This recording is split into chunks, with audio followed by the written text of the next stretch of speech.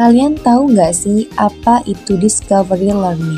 Jadi, discovery learning itu adalah suatu proses untuk memahami suatu konsep dari materi secara aktif dan mandiri untuk kemudian diperoleh suatu kesimpulan. Pada metode ini, guru tidak secara aktif menjelaskan materi pada peserta didik, melainkan tugas guru hanya memberikan sejumlah pertanyaan berkaitan dengan materi, yang mana peserta didik harus menemukan, menyelidiki, dan menyimpulkan hasil temuannya sebagai modal untuk menjawab pertanyaan dari guru.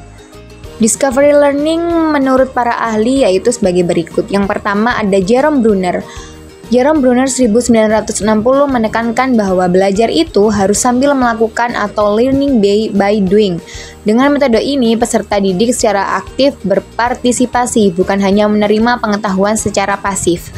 Discovery learning sendiri menunjukkan bahwa pendekatan instruksional umum yang mewakili pengembangan pembelajaran konstruktivis untuk lingkungan belajar berbasis sekolah.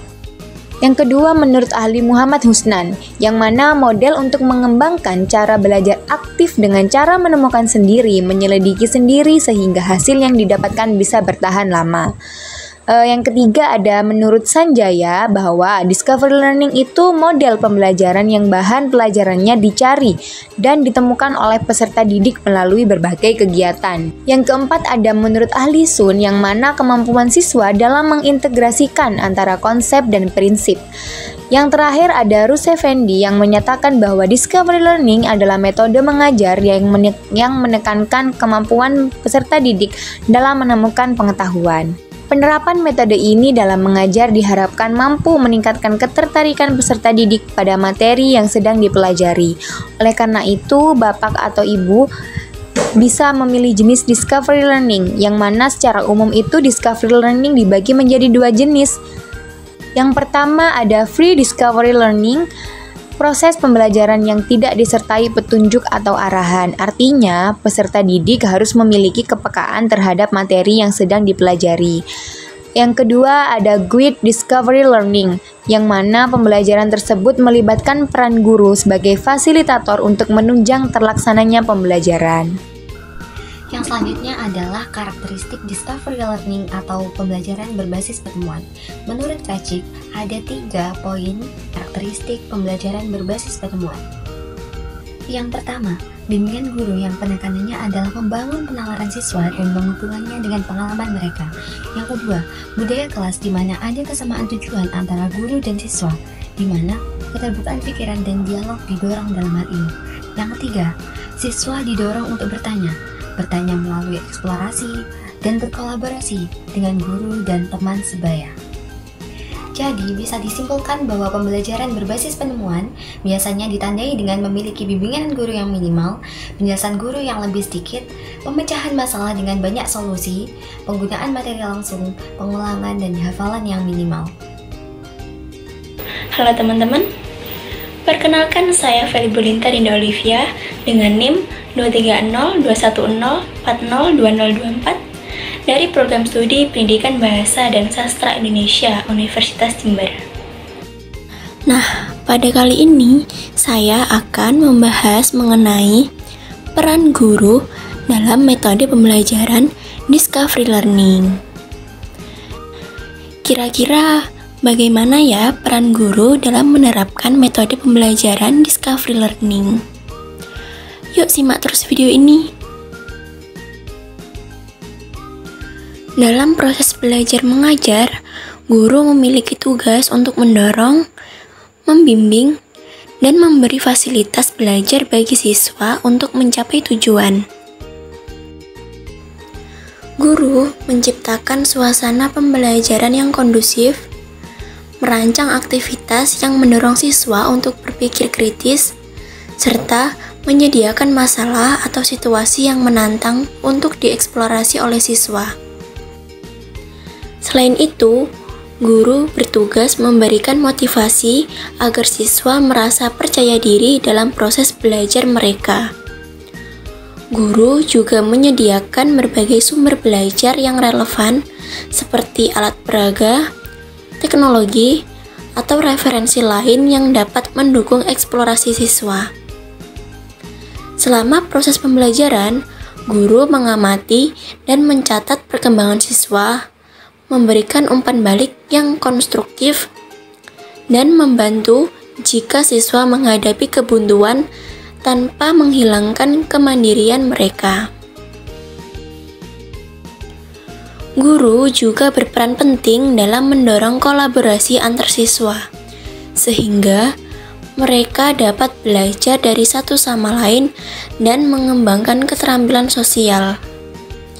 Dengan pendekatan ini, guru memastikan bahwa proses belajar tidak hanya berfokus pada hasil akhir, tetapi juga pada pengalaman dan proses berpikir yang dilalui siswa selama eksplorasi. Penerapan metode pembelajaran discovery learning seringkali menghadirkan tantangan bagi guru. Berikut adalah beberapa tantangan yang umum dihadapi, serta solusi untuk mengatasinya. Yang pertama adalah keterbatasan waktu.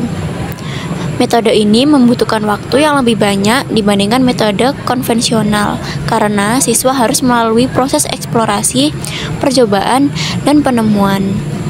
Nah, guru memiliki solusi, yaitu dapat merancang aktivitas pembelajaran yang terstruktur dengan baik, memilih materi yang sesuai untuk discovery learning, dan menetapkan batasan waktu untuk setiap tahap kegiatan. Yang kedua adalah variasi kemampuan siswa. Siswa memiliki kemampuan yang beragam. Sebagian siswa mungkin kesulitan dalam mengikuti proses eksplorasi, sementara yang lain lebih cepat memahami. Nah, solusinya adalah guru dapat membagi siswa ke dalam kelompok heterogen, di mana siswa yang lebih mampu dapat membantu teman sekelompoknya. Selain itu, guru dapat memberikan panduan tambahan kepada siswa yang membutuhkan. Dan yang terakhir adalah kurangnya sumber belajar. Keterbatasan bahan ajar, alat peraga, atau teknologi dapat menghambat proses eksplorasi siswa. Nah, solusinya adalah guru dapat memanfaatkan bahan sederhana yang mudah ditemukan atau menggunakan pendekatan berbasis teknologi seperti perangkat digital yang tersedia. Selain itu, guru dapat merancang aktivitas yang tidak membutuhkan banyak alat, tetapi tetap menantang secara intelektual. Telah dikemukakan bahwa pengajaran yang efektif dengan menggunakan teknik penemuan mensyaratkan guru untuk melakukan beberapa hal. Yang pertama adalah memberikan tugas terbimbing dengan memanfaatkan berbagai teknik instruksional. Yang kedua, siswa harus menjelaskan ide mereka sendiri dan guru harus menilai keakuratan ide tersebut dan memberikan umpan balik. Yang terakhir adalah guru harus memberikan contoh cara menyelesaikan tugas. Baik, di sini saya akan menjelaskan mengenai sintaks discovery learning. Sebelumnya, apa sih sintaks itu? Sintaks adalah suatu rangkaian fase atau langkah-langkah kegiatan pembelajaran untuk mencapai ide pokok atau tujuan yang ingin dicapai dari metode pembelajaran yang dipilih. Dalam hal ini, yaitu metode discovery learning. Sintaks dalam pembelajaran dengan metode discovery learning terdapat 6 bagian. Apa saja 6 bagian itu? Yang pertama yaitu pemberian rangsangan atau stimulation. Yang kedua, pernyataan masalah atau identifikasi. Yang ketiga, pengumpulan data. Yang keempat, pengolahan data. Yang kelima, pembuktian. Dan yang keenam, menarik kesimpulan. Dalam pembelajaran discovery learning, guru berperan penting dalam membimbing dan juga memberikan kesempatan kepada siswa agar terlibat aktif dalam kegiatan belajar mengajar. Baik, setelah ini akan saya contohkan contoh penerapan sintaks discovery learning dalam pembelajaran dengan materi teks prosedur dalam pembelajaran bahasa Indonesia. Contoh sintaks discovery learning pada pembelajaran teks prosedur. Langkah yang pertama yaitu pemberian rangsangan atau stimulus. Guru dapat menampilkan video atau gambar yang berkaitan dengan teks prosedur untuk menarik perhatian siswa. Guru juga dapat mengajak siswa berdiskusi awal, yaitu dengan menanyakan pengalaman mereka terkait teks prosedur yang sudah mereka ketahui. Selanjutnya, yang kedua, identifikasi masalah. Guru meminta siswa untuk mengidentifikasi masalah atau pertanyaan yang muncul dari video atau gambar yang sudah disajikan. Pertanyaan dapat berupa tentang langkah-langkah dalam suatu prosedur. Kemudian yang ketiga, pengumpulan data. Guru mengarahkan siswa untuk mencari informasi lebih lanjut mengenai teks prosedur melalui buku, internet, atau sumber lain, dan siswa diperbolehkan bekerja dalam kelompok kecil untuk mendiskusikan temuan mereka. Yang keempat, pengolahan data. Siswa menyusun informasi yang telah dikumpulkan dan mulai merancang kerangka teks prosedur berdasarkan struktur yang benar, yaitu judul, tujuan, langkah-langkah, dan lain-lain. Yang kelima, verifikasi. Setiap kelompok kecil atau individu mempresentasikan kerangka teks prosedur mereka kepada kelas, mendiskusikan kelebihan dan kekurangan dari setiap presentasi untuk memperkuat pemahaman. Yang keenam, kesimpulan.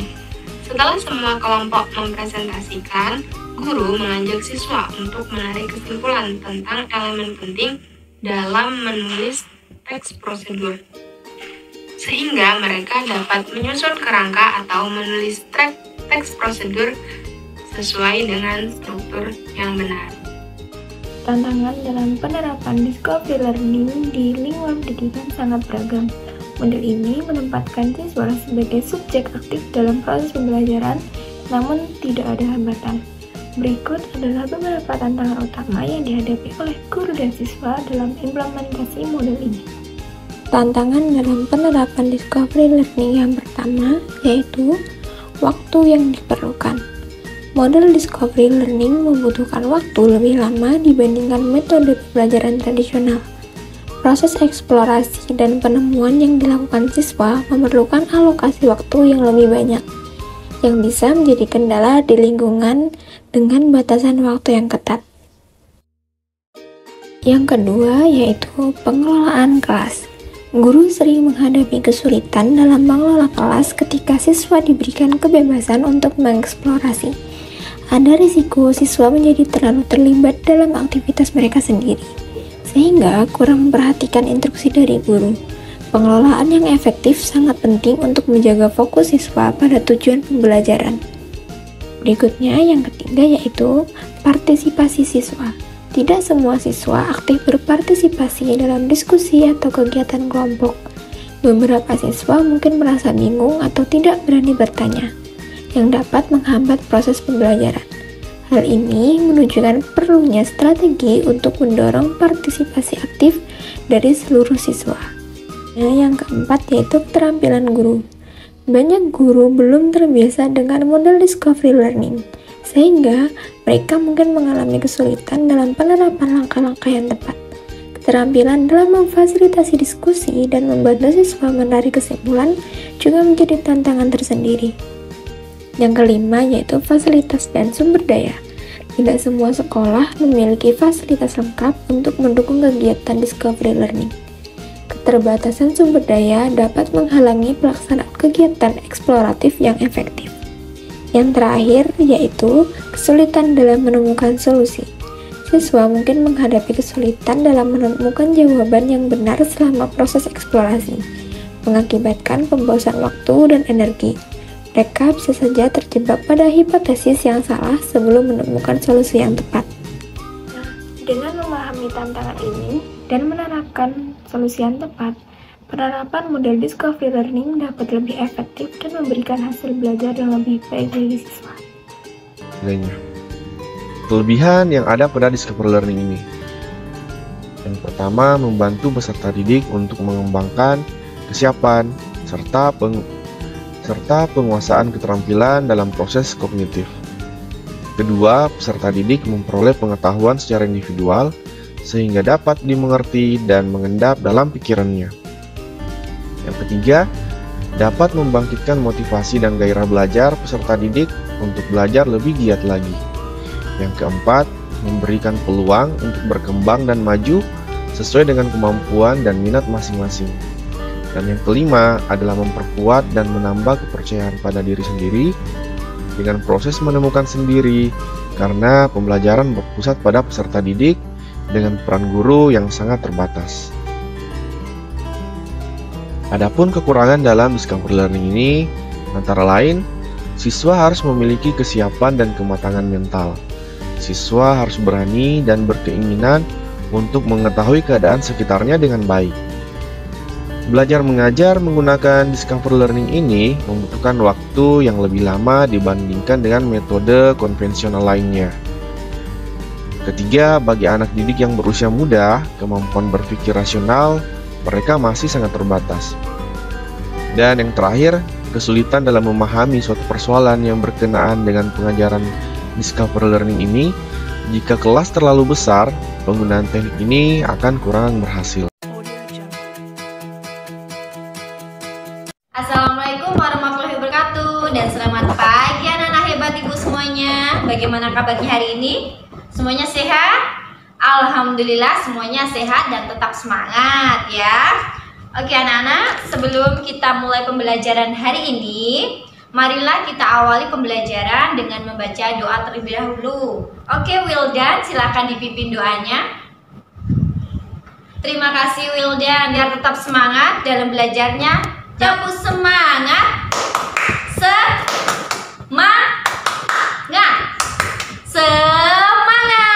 Hari ini anak-anak kita akan belajar tentang puisi.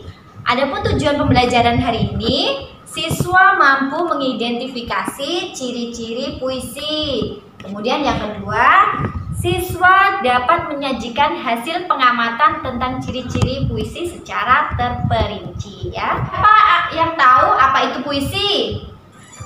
Iya, terima kasih Nilna. Kemudian Erling, tahu puisi itu apa?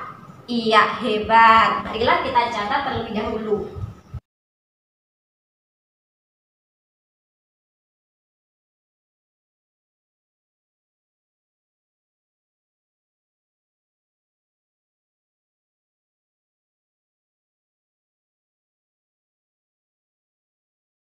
Puisi itu sebuah karya sastra yang tersusun dalam bentuk bait-bait. Di dalam puisi itu terdapat sebuah rima.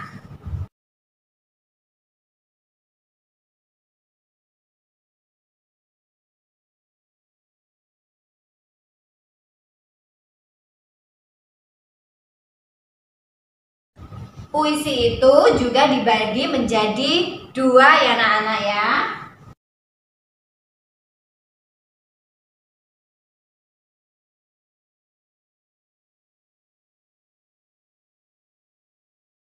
Silakan kerjakan soal yang akan Ibu berikan dengan bersama kelompok kalian kelompok 1, 2, 3, dan 4 ya. Kalian kerjakan soal yang diberikan Ibu bersama kelompok kalian, tetapi tetap dikerjakan secara mandiri. Silakan diidentifikasi yang ada di soal tersebut tentang ciri-ciri puisi dan makna yang terkandung dalam puisi ya. Oke anak-anak, semuanya sudah selesai ya. Baiklah, sekarang Ibu akan menunjuk beberapa dari teman kalian untuk mempresentasikan hasil pengamatannya. Oke Naila, silakan berdiri kemudian dibaca hasil pengamatannya. Dan yang lain jangan lupa untuk memperhatikan dan mendengarkan ya. Iya, bagus, terima kasih Naila. Selanjutnya Ibu tunjuk Pasca, silahkan. Iya, hampir sama ya hasil pengamatannya dengan Naila. Sudah banyak anak-anak yang sudah paham mengenai puisi ya. Tadi puisi itu sebuah karya sastra yang tersusun dalam bentuk bait-bait. Nah, di dalam bait-bait itu terdapat rima. Rima adalah persamaan bunyi di akhir baris dalam sebuah puisi ya. Kemudian puisi itu dibagi menjadi dua, yakni puisi lama dan puisi baru. Seperti tadi sudah melakukan pengamatan, puisi lama itu biasanya tulisannya mengandung kaidah-kaidah lama. Kalau yang puisi baru itu biasanya cenderung bebas ya dalam penulisannya. Ya nak, sebelum Ibu akhiri untuk pembelajaran hari ini, ada pertanyaan? Tidak ada. Baiklah, untuk pembelajaran hari ini Ibu akhiri sampai di sini. Semoga apa yang kita pelajari hari ini anak-anak semuanya memahami. Ibu akhiri, wassalamualaikum warahmatullahi wabarakatuh dan selamat pagi anak-anak.